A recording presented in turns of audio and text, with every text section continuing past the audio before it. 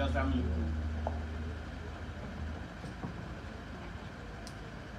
Je sais que la mort a des rigueurs à nul autre pareil. Mais jamais je n'aurais imaginé qu'elle m'aurait enlevé d'aussitôt un ordre qui m'affectionnait. Et moi, donc, je chéris.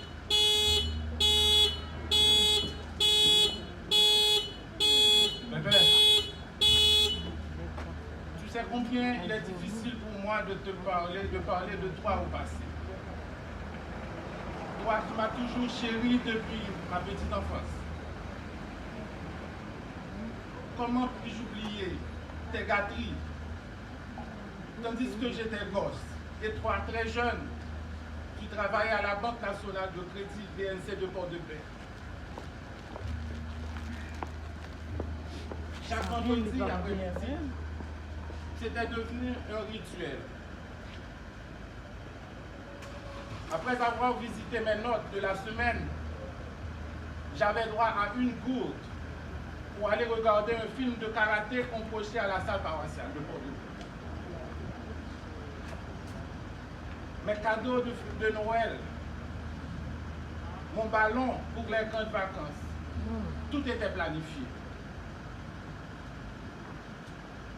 À ton retour de Bogota, après de brillantes études universitaires, malgré des offres alléchantes trouvées à l'extérieur, tu es rentré à Port-au-Prince afin d'offrir tes compétences à ton pays.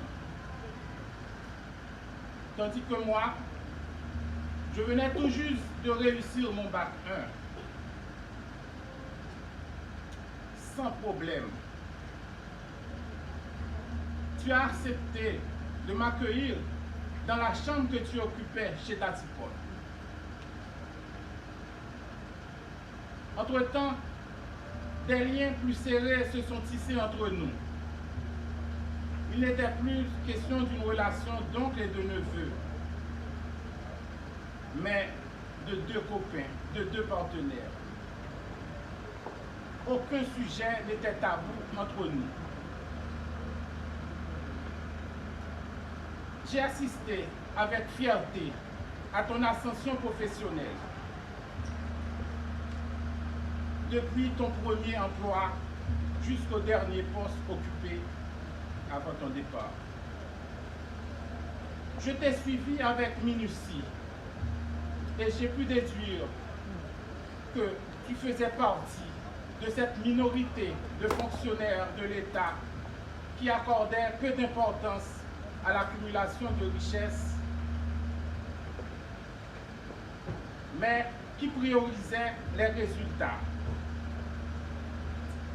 Mais je crois que le pays ne t'a pas récompensé proportionnellement à tes sacrifices. Et j'en suis désolé. Je sais que durant ton parcours professionnel, tu as eu des déceptions. On en a partagé. Certaines fois, tu étais mal compris. Trahi même par ceux que tu as aidés à prendre leur envol. Mais cela ne t'a pas découragé. Tu as toujours gardé la tête entière. Tu faisais partie des gens heureux, Pépès. Tu te sentais bien avec le peu que tu avais. Et tu propageais ta joie partout sur ton passage. Ta compagnie n'était jamais lassante. Tu aimais la vie et tu l'as vécu intensément. À tes côtés, il n'y avait pas de place pour la tristesse. Tes condisciples, depuis l'école des frères de Port-de-Paix jusqu'à l'université, sont unanimes à reconnaître que tu étais doué d'une grande intelligence et d'une capacité de transmission extraordinaire. Tes étudiants peuvent aussi en témoigner. C'est pourquoi, quand ils parlent de toi, c'est toujours en des termes élogieux.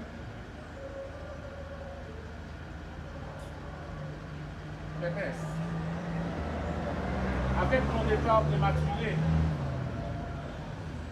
la famille a perdu un lien. Celui qui pouvait faire le pont entre les différentes générations et recoller les morceaux quand cela s'avérait nécessaire. Tu trouvais toujours les mots justes pour calmer les émotions. Tu n'étais pas conflictuel, mais tu aimais la compétition.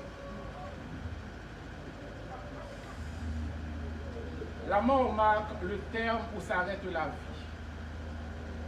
La cruelle s'abat sur nous en emportant sur son passage des êtres qui nous sont chers. Il faut subir ces lois, un à un emporté. La naissance, bientôt, est du trépas suivi. Pour moi, ton départ est comme une symphonie inachevée. Tu as laissé dans la désolation, la tourmente, toute la famille, tes amis, tes étudiants, tes collègues de travail. Tu es parti, Pépès, sans nous avertir, mais pourquoi?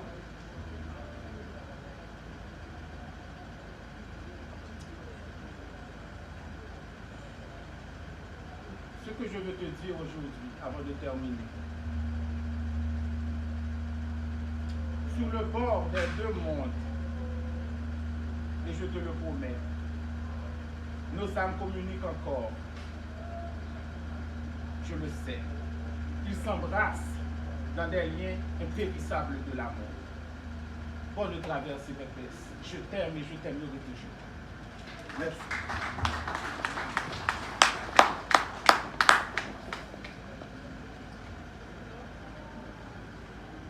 Accueillons maintenant l'une des personnes les plus affectées par ce deuil.